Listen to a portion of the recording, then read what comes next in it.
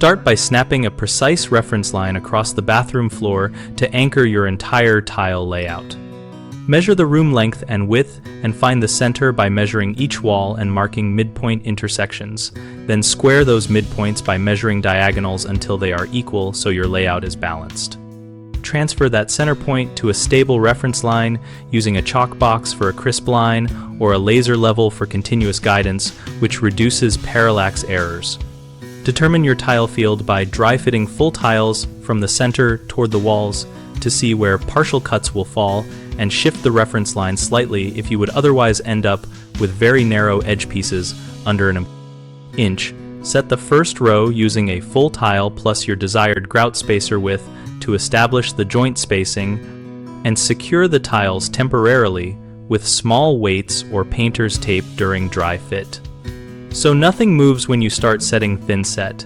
When ready to set, comb the thinset with a trowel appropriate to the tile size to achieve proper mortar coverage and press tiles firmly along the snapped reference line, checking alignment with a straight edge and tapping with a rubber mallet to correct any lippage.